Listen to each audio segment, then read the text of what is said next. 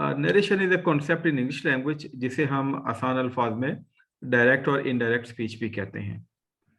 और बज़ाहिर ये लगता है कि डायरेक्ट और इनडायरेक्ट स्पीच सिर्फ और सिर्फ रेनन मार्टिन या चंद किताबों तक महदूद है और हमारी लाइफ के अंदर इसका ताल्लुक नहीं है। तो हमें वो लोग जो कि राइटर्स हैं और वो लोग जो कि लिटरेचर से ताल्लुक रखते हैं वो समझते हैं कि नरेशन जो है वो बहुत ज़्यादा इम्पोर्टेंट है इंग्लिश लैंग्वेज में, ख़ास तौर पे जब आप नॉवेल्स लिख रहे हैं या स्टोरीज लिखते हैं और आपको डायलॉग्स के चीज़ों को इंटरप्रेट करना पड़ता है, तो वहाँ पे भी नरेशन जो है आपको काम में आती है। प्लस जैसे आप प्ले लिखते हैं तो उसमें जो डायलॉग्स होते हैं तो उसको भी ज़ाहिर हम नरेट करते हैं, चीज़ें करते हैं। तो उस हवाले से भी हम देखते हैं कि लिटरेचर में ख़ास तौर पे narration is a very important concept.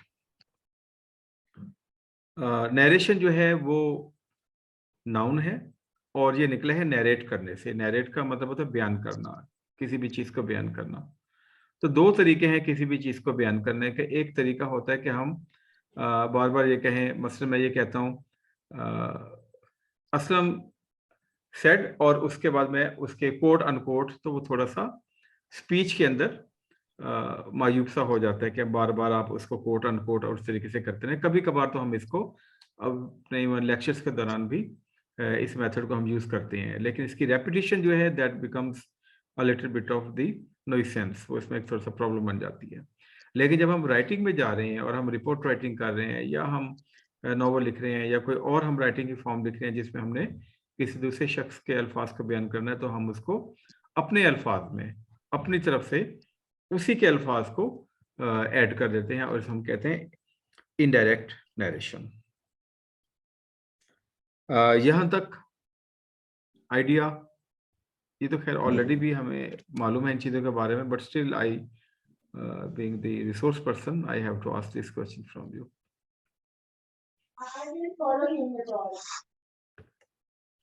Okay, let's move to the next one.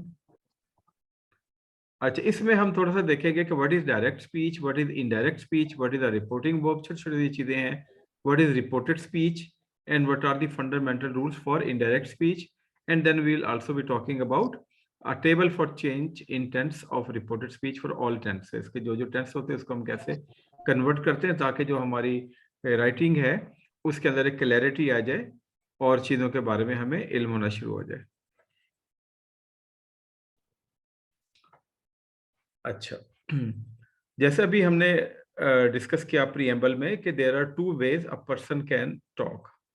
One is direct. Direct way में क्या होता है, we repeat the original speaker exact words. हम जो स्पीकर होता है उसके वर्ड्स को एग्जैक्टली उसी तरीके से लिख देते हैं और डायलॉग्स में ये खास तौर पे ये वाला फॉर्मेट होता है। Like he said I have lost my umbrella.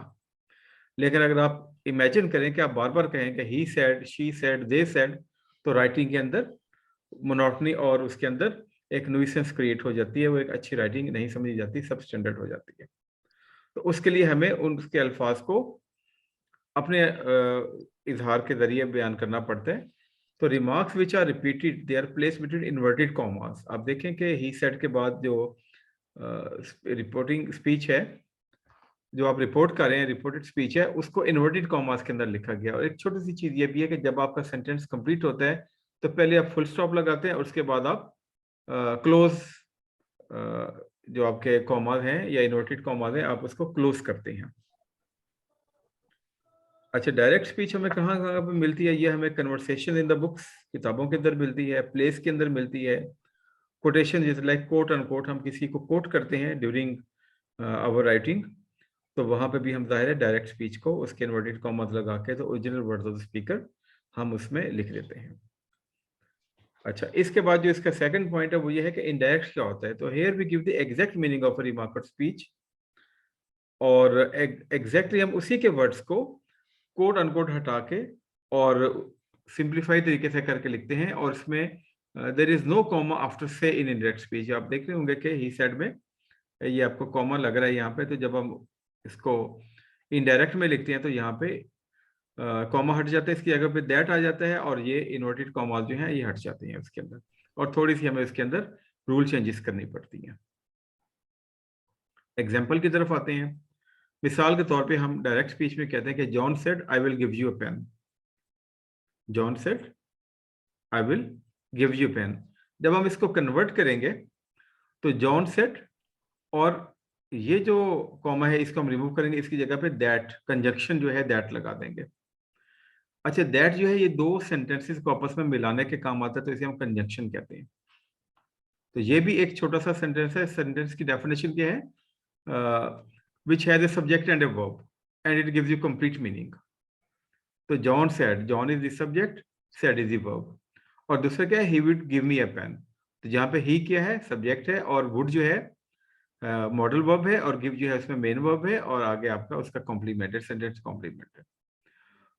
तो क्या क्या चेंजेस आई कि हमने जॉन सेड और उसमें हमने दैट का इजाफा किया, और आई को हमने जॉन में कन्वर्ट कर दिया। ये कैसे कन्वर्ट किया ये हम थोड़ा सा आगे जाके इसको बयान करेंगे। अभी हम सिर्फ यहाँ पे इसकी स्ट्रक्चर या इसकी शेप के बारे में बात कर रहे हैं। तो एक बार फिर बता देते हैं कि in direct speech the original words of a person are narrated, no changes made in the enclosed in the quotation mark. उसमें कोई चेंज नहीं आती। चेंजेस कहाँ पे आती हैं? जब आप डायरेक्ट से नेक्स्ट स्टेप में जाते हैं इनडायरेक्ट स्पीच में, वहां पे आपको थोड़ी सी चेंजेस ओरिजिनल स्पीच के अंदर करनी पड़ती हैं। और कौन कौन सी वो चेंजेस होती हैं? वो एक चेंज तो ये होती है कि the tense will change accordingly. ठीक है, अगर यहाँ पे प्रेजेंट टेंस है या फ्यूचर टेंस है तो ये वाला टेंस एज इट इज आप लिख देंगे। अगर यहाँ पे पास्ट टेंस है तो only in this case this tense will change. ठीक है। अच्छा, इस ये तो एक चेंज हो गई टेंस की। उसके बाद प्रोनाउन जो है वो भी चेंज होते हैं। अब देखें कि अंदर प्रोनाउन कौन से हैं? आई है और यू है। आई जो है ये फर्स्ट पर्सन प्रोनाउन है, और यू जो है ये सेकंड पर्सन प्रोनाउन है। तो जो फर्स्ट पर्सन प्रोनाउन होता है वो अकॉर्डिंग टू सब्जेक्ट वो उसमें चेंज हो जाता है, और जो सेकंड पर्सन प्रोनाउन है वो ऑब्जेक्ट के अंदर आ जाता है। और अगर ऑब्जेक्ट नहीं दिया हुआ तो हम एस्यूम कर लेते हैं कि आई या ही उसका ऑब्जेक्ट होगा। ये जो फिक्रे की सेंस बन रही है उसके मुताबिक हम ऑब्जेक्ट को एस्यूम कर लेते हैं। अच्छा, टेंसेस की चेंज आ गई, प्रोनाउंस की चेंज आ गई। The statement of the person is not enclose in the quotation mark. जो डायरेक्ट स्पीच है उसमें आप देखें जो स्टेटमेंट है आपने उसको इन्वर्टेड कॉमास के अंदर क्लोज किया है। जब आप इनडायरेक्ट में जाएंगे तो इन्वर्टेड कॉमास रिमूव हो जाएंगे। तो this is another change when you are going to the next step. अच्छा, अगर यहाँ पे कोई पास्ट टेंस है और यहाँ पे जनरल स्टेटमेंट है, हैबिट की बात हो रही है या यूनिवर्सल ट्रूथ है यहाँ पे, तो फिर भी ये स्टेटमेंट चेंज नहीं होगी, इसका टेंस चेंज नहीं होगा। और ये हमने पहले बात करी, the word that is used before the statement show that it is indirect speech. जब हम ये हटाएंगे कॉमा तो उसके बाद हम दैट लगा देंगे। अच्छा, इनडायरेक्ट स्पीच जो है हम इसे रिपोर्टेड स्पीच भी कहते हैं, क्योंकि हम किसी के वर्ड्स को रिपोर्ट कर रहे हैं यहाँ पे। और जो इन्वर्टेड कॉमास में है ये रिपोर्टिंग स्पीच है, क्योंकि ये एग्जैक्ट वर्ड है उस बंदे के। यहाँ तक अगर किसी भी पार्टिसिपेंट के ذहन में कोई सवाल है तो you are most welcome to ask, otherwise will move to the next one.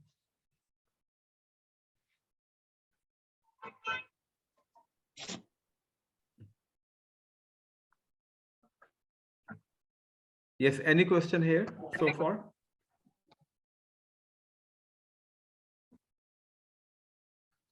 Miss Shadia, Ma'am Salma, Ma'am Afifa, any question till this point? No, sir.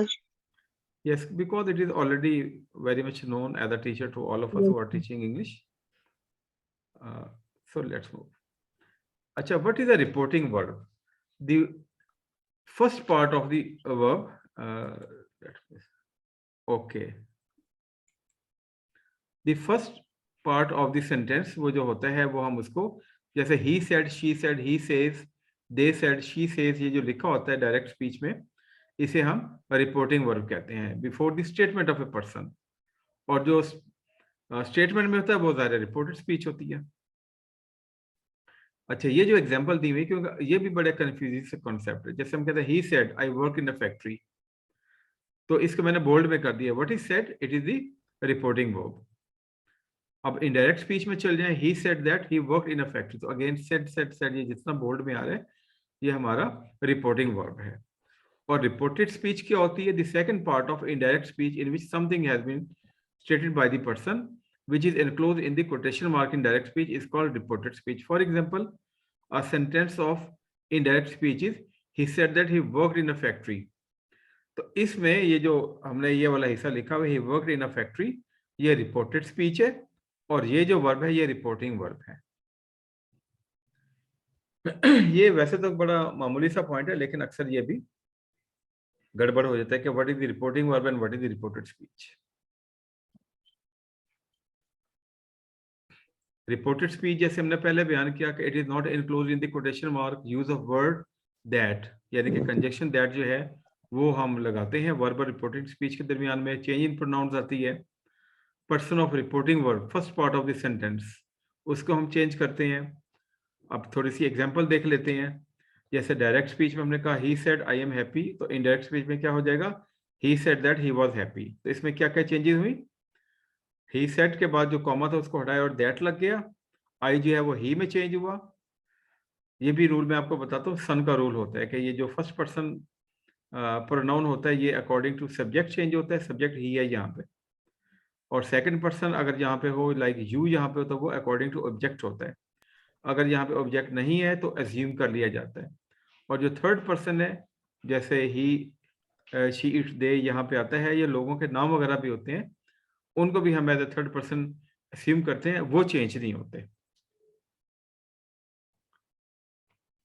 Next में हम एग्जांपल में देखते हैं, जैसे I said to him you are intelligent. अच्छा, एक और चीज ये है कि ये जो इन्वर्टेड कॉमास में हम सेंटेंस लिखते हैं, कोट करते हैं, इसमें जो पहला लेटर होता है ये कैपिटल में होता है। ये मुझसे टाइपिंग में स्मॉल में आ गया, या बाकी जगह पे देखें तो ये कैपिटल में होता है। I said to him you are intelligent, तो ये कैसे कन्वर्ट होगा? आई सेड टू हिम, ये थोड़ा सा टाइपिंग में हो गया, I said to him that he was intelligent. अच्छा, यहाँ पे ऑब्जेक्ट दिया हुआ है, आई सब्जेक्ट है और ऑब्जेक्ट क्या है? हिम है, ठीक है। तो जब एक्शन फर्स्ट ये सब्जेक्ट से ऑब्जेक्ट तक पास ऑन होता है तो हम यहाँ पे टोल्ड भी लिख सकते हैं, ठीक है। आई सेड टू हिम या आई टोल्ड हिम, जब टोल्ड लिखेंगे तो उसके बाद प्रेपोजिशन टू नहीं आएगी यहाँ पे। आई told him that he was intelligent, क्योंकि यू जो है ये सेकंड पर्सन है, ये अकॉर्डिंग टू ऑब्जेक्ट चेंज हुआ। ऑब्जेक्ट हिम है जो कि उसकी ऑब्जेक्टिव फॉर्म है, तो हम यहाँ पे इसको सब्जेक्टिव फॉर्म में लिखेंगे फिक्रा बेहतर बनाने के लिए। और ही के साथ वॉज आएगा क्योंकि वर नहीं आ सकता। यू के साथ आर और सिंगल के साथ हम यहाँ पे वॉज यूज करते हैं और आगे इंटेलिजेंट एज इट इज यहाँ पे आ जाएगा। तो I said to him will convert into I told him, और I said to him you are intelligent that he was intelligent. तो ये थोड़ी सी हम इसके अंदर चेंजेस करती हैं। इस स्लाइड के अंदर भी अगर किसी को कोई क्वेरी है तो please come up with that so that we move to the next one.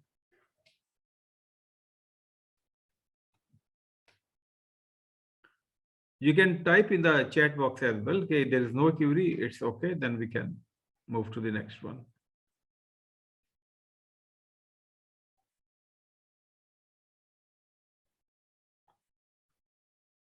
Okay. अच्छा, एक और चीज है वो है चेंज इन टेंस या change in time. Time is change according to certain rules, और उसके अलावा कुछ और वर्ड्स होते हैं, जैसे नाउ है वो देन में चेंज हो जाए, तो टुडे जो है वो दैट डे में होता है। ये मैं आपको इसकी एक शीट भी दूंगा यहाँ पे, उससे और आपको आसानी हो जाएगी। एग्जाम्पल क्या है, जैसे डायरेक्ट स्पीच में कहते हैं कि ही said I am happy today, और यहाँ पे चाहोगे ही सेड टू हिम नहीं है तो हम ही सेड का ही सेड ही लिखेंगे और चेंज हो जाएगा। He said that he was happy today into that day, now into then, yesterday into previous day. Yes, there is a message. Okay, fine. Change in the tense of reported speech if the first part of the sentence, जो मैंने बताया जैसे he said में ये आपका reporting verb है, तो ये अगर प्रेजेंट में होगा या फ्यूचर में होगा तो अंदर वो चेंज नहीं लेके आएगा। लेकिन अगर ये पास्ट में है लाइक ही सेड है और ये अंदर प्रेजेंट टेंस है, तो इस वर्ब की वजह से ये वाला भी पास्ट के अंदर चेंज हो जाएगा। He said that he was happy और टुडे इनटू दैट डे, ये उसके अंदर चेंज हो जाएगा। थोड़ा सा हम अभी तक 2-3 स्लाइड में जो चीज की है उसको थोड़ा सा रिवाइज कर लेते हैं। अभी तक हमने ये डिस्कस किया है कि we may report the words of speaker in 2 ways. We may quote his actual words, that is called direct speech, which is placed in the inverted commas. And we may report what he has said without quoting his exact words, and in this case we remove the inverted commas, and this is called reported speech. Examples again: Salim said, comma, inverted commas begin, I am very busy now. So how will going to convert it? Since there is no object over here, so we'll simply restate Salim said. Instead of this comma, there will be conjunction that in a simple sentence, not in optative or exclamatory or in requests or in orders. We are here talking about the assertive or declarative sentence. Assertive declarative sentence कौन सा होता है? जो simple statement होती है. I go to my office every day. I am doing my work. You are a wonderful person. She is an amazing lady. तो ये सारे के सारे सिंपल स्टेटमेंट्स हैं. हम इनको डेक्लरेटिव सेंटेंस भी कहते हैं और इनको असर्टिव सेंटेंस भी कहते हैं. तो इसको चेंज करना बड़ा आसान होता है कि आप सिंपल इसको लिखिए और उसको कन्वर्ट कर दें अकॉर्डिंग टू द रूल. अच्छा, एक तो हमने दैट लगा दिया और इसका टेंस हमने क्यों चेंज किया?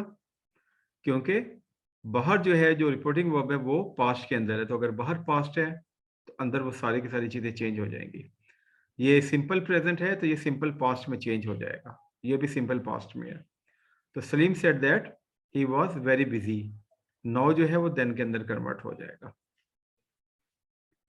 थोड़ा सा ये भी होता है कि आपको कि एक किताब के अंदर आपको सारी चीजें नहीं मिलती. Like you take Wren and Martin और you take Thomson and Martinet या माइकल स्वेन या कैथरीन ब्रिजिस की आप किताब लेते हैं या आप माइकल स्वेन को गो थ्रू करते हैं तो एक किताब में आपको ये सारे रूल्स ही मिलते हैं. तो आई कंसल्टेड 4 to 5 बुक्स. ठीक है, और वहां से सारी चीजें मैंने आप लोगों के लिए सम अप की हैं. डायरेक्ट स्पीच में इन्वर्टेड कॉमास यूज होते हैं और इनडायरेक्ट स्पीच के अंदर इन्वर्टेड कॉमास यूज नहीं होते. और जब हम चेंज करते हैं डायरेक्ट से इनडायरेक्ट स्पीच में, I am repeating this things so that we do not forget के what are very basic things. We have used the conjunction that before the indirect statement और प्रोनाउन जो है वो आई. ठीक है, ये जो बाहर वाला हिस्सा होता है इसमें हम देखते हैं सब्जेक्ट और ऑब्जेक्ट कौन कौन से हैं. और ये जो इन्वर्टेड कॉमास के अंदर पोर्शन होता है, सेंटेंस होता है, इसमें हम देखते हैं कि इसमें प्रोनाउन कौन कौन से हैं. ये फर्स्ट पर्सन प्रोनाउन है, सेकंड पर्सन नहीं है, थर्ड पर्सन नहीं है. तो फर्स्ट पर्सन को हमने किस में कन्वर्ट किया?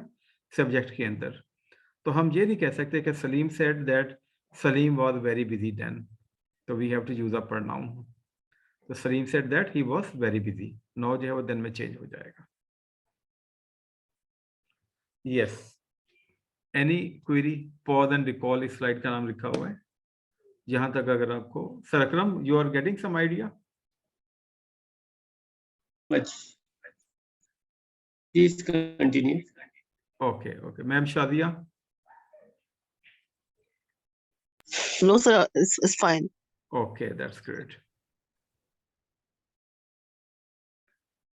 अब हम देखते हैं कि रूल्स कौन कौन से हैं. अभी तो हमने वैसे बयान किया, अभी हम इसको इन एग्जाम्पल के जरिए देख लेते हैं ताकि हमें चीज़ों का थोड़ा आइडिया हो जाए. व्हेन द रिपोर्टिंग, और इसको रिपोर्टिंग और प्रिंसिपल वर्ब भी कह सकते हैं.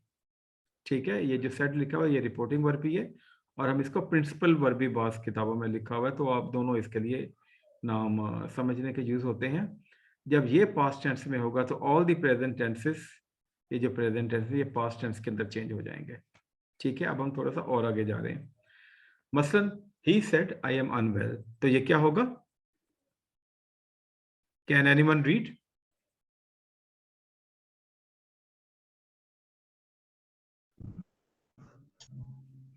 Can anyone read this statement? What is written here?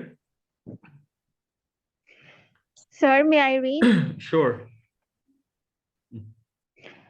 When the reporting or principal verb is in the past tense, all the present tenses of the direct are changed into the corresponding past tenses. A simple present become a simple past. Direct, he said, I'm unwell.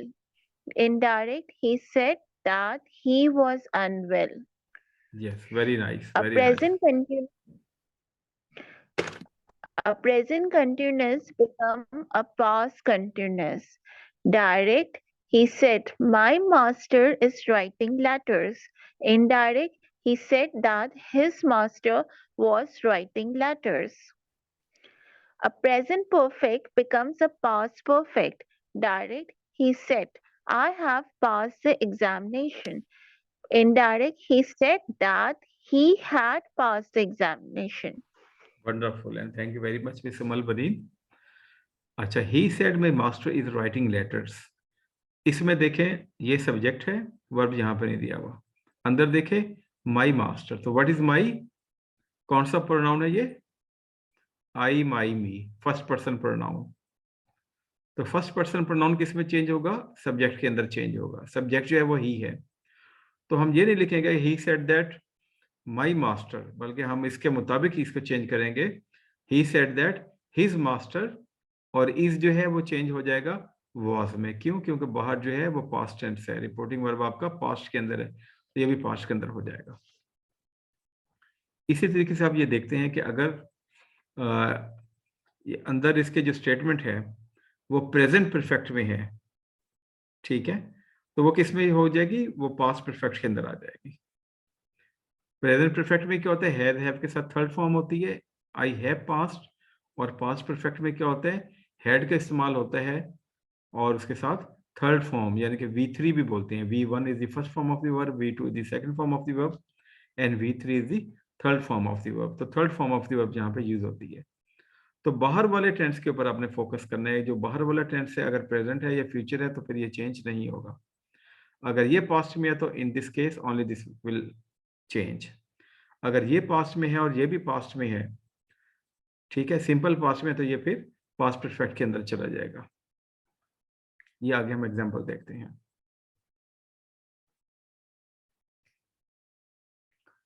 अच्छा, as a rule the simple past in the direct becomes the past perfect in the indirect. Example देखते हैं. He said the horse died in the night. अब आप देखें कि ये जो reporting verb है, प्रिंसिपल वर्ब है जो है, ये पास्ट, सिंपल पास्ट के अंदर है, और अंदर आप देखें जो एक्चुअल वर्ड्स हैं वो किस में है? द हॉर्स डाइड, V2 है, second form of the verb है, तो ये भी सेकंड फॉर्म है और ये भी सेकंड फॉर्म है. जब हम कन्वर्ट करेंगे तो हम इसको पास्ट इंडेफिनिट से पास्ट कंटिन्यूस में नहीं लेके जाएंगे, बल्कि पास्ट परफेक्ट में लेके जाएंगे, उससे अगले स्टेप के अंदर लेके जाएंगे. और ये क्या हो जाएगा? He said that the horse had died in the night. He said that the horse had died, ये जो डाइड है ये हैड डाइड के अंदर चला गया, ये एक उससे नेक्स्ट स्टेप के अंदर चला गया. अच्छा, जो अभी मैंने थोड़ी देर पहले आपको बताया था, टेंसेस में not change if the statement is still relevant और if it is a universal truth. Blindly हमने उसको चेंज नहीं करना कि अगर बाहर पास्ट में है तो हमने अंदर वाली स्टेटमेंट को फौरी तौर पे पास्ट में चेंज कर दिया, पास्ट परफेक्ट में चेंज कर दिया. Rather we have to see what is the sense of the sentence. Example देखते हैं, क्योंकि एग्जाम्पल से चीजें ज्यादा क्लियर होती हैं. I know her address said Shumaila. Shumaila ने क्या कहा? I know her address. अच्छा, अब ये देखें कि ये जो शुमाइला सेड, ये पहले भी आ सकता है और ये बाद में भी इसके आ सकता है. जो डायरेक्ट कोटेशन है इसके बाद भी ये वाली वर्डिंग आ सकती है, तो इससे कोई कंफ्यूज होने की जरूरत नहीं है. तो आप सिंपल कर लें शुमाइला सेड, और रिमूव करेंगे तो क्या होगा? दैट. अब ये क्या है? फर्स्ट पर्सन है, किस में चेंज होगा? सब्जेक्ट में. सब्जेक्ट है शुमाइला. अब हम ये नहीं कह सकते Shumaila said that Shumaila knows her address, ठीक है. इसकी जगह पे हम शी, जो प्रोनाउन है फेमिनिन के लिए, वो हम यूज करेंगे. तो Shumaila said that she knows her address. अच्छा, ये अब नोज और न्यू दोनों यहाँ पे हो सकते हैं. अगर तो उसका एड्रेस, उस खातून का एड्रेस अभी तक वही है, तो भले पास्ट में बात हुई हो तो आप उसको चेंज नहीं करेंगे. और अगर उसका एड्रेस चेंज हो चुका है तो फिर आप उसको एज पर द रूल न्यू के अंदर चेंज कर देंगे. यानी कि अगर कोई काम मुकम्मल नहीं हुआ तो भले बाहर में पास्ट है तो आप अंदर प्रेजेंट यूज करेंगे, और अगर वो काम मुकम्मल हो चुका है तो फिर आप वहां पे पास्ट यूज करेंगे. तो इससे जो रीडर है उसे आइडिया हो जाएगा कि जिसके बारे में बात हो रही है पास्ट में, उसका एड्रेस सेम है, अभी तक चेंज नहीं हुआ, या उसका एड्रेस चेंज हो चुका है. नेक्स्ट में आते हैं, बड़ी कॉमन सी एग्जांपल है, the teacher said the earth goes round the sun. अब the earth goes round the sun, what is this? It is a universal truth. ठीक है, अब भले उससे टीचर ने माजी में कहा, लेकिन जो कि यूनिवर्सल ट्रूथ है, वेरी मच रेलिवेंट है, तो हम इसका टेंस चेंज नहीं करेंगे। The teacher said the earth goes round the sun.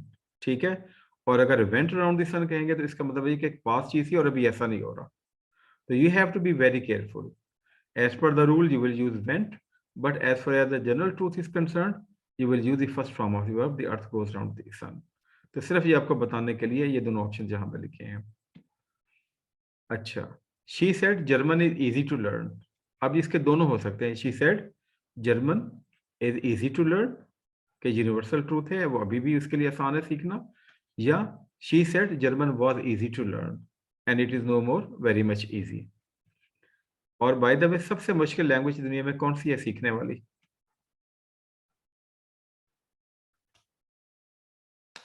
Which is the most difficult language in the world to learn? Anyone?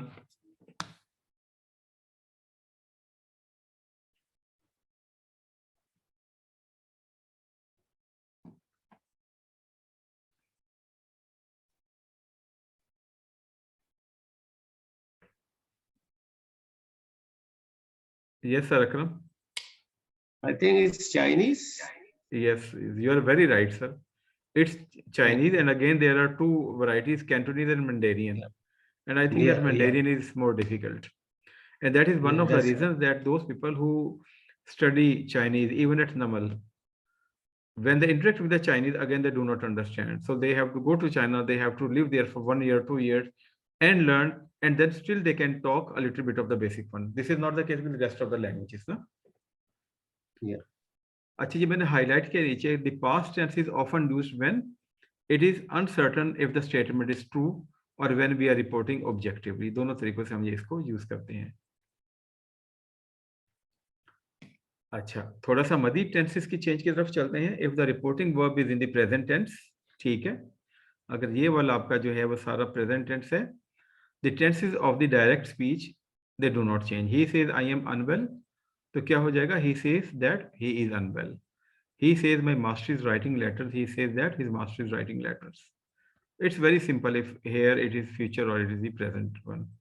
He says I have pass the examination, तो यहाँ पे आपका कौन सा टेंस हो गया? प्रेजेंट परफेक्ट हो गया। तो जब आप कन्वर्ट करेंगे तो आपका यही टेंस रहेगा, ही says that he has pass the examination. That को ब्रैकेट में इसलिए लिखा हुआ है कि जनरली कम्युनिकेशन में दैट इज अंडरस्टूड होता है, तो आप लिख सकते, फिर भी ठीक है, ना लिखे फिर भी ठीक है, लिख दें तो ज्यादा बेहतर है, क्योंकि अगर आप स्टूडेंट हैं और आप पेपर दे रहे हैं तो वो जाहिर है examiner would like to see कि आपने क्या क्या चेंजेस उसमें की हैं। He says the horse died in the night, तो क्या कन्वर्ट होगा? He says that the horse died in the night. तो no tense of the no change in the tense provided the principal verb is in the present or in the future one.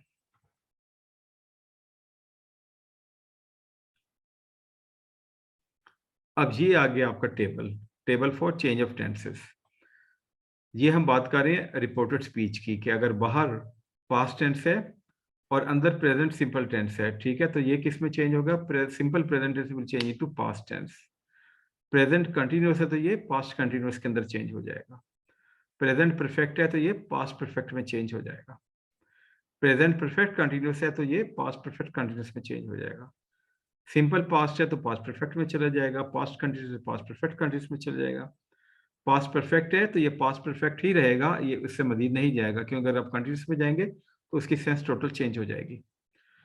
अच्छा, future simple है तो ये will जो है ये would के अंदर चेंज हो जाएगा, ठीक है, और फ्यूचर कंटिन्यूअस है तो ये will change into would be, उसके अंदर चेंज हो जाएगा। और अगर फ्यूचर परफेक्ट है तो विल हैव जो है वो चेंज हो जाएगा वुड हैव के अंदर, will have will change into would have, तो ये इसके अंदर एक चेंज आएगी।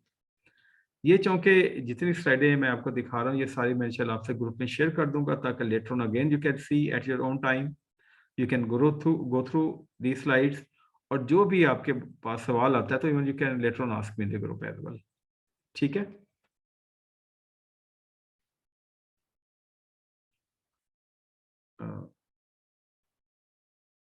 ये हमने कर ली, ये भी हमने कर लिया। अब हम एग्जाम्पल्स की तरफ आ जाते हैं। He said I write a letter, इसका क्या आंसर होगा?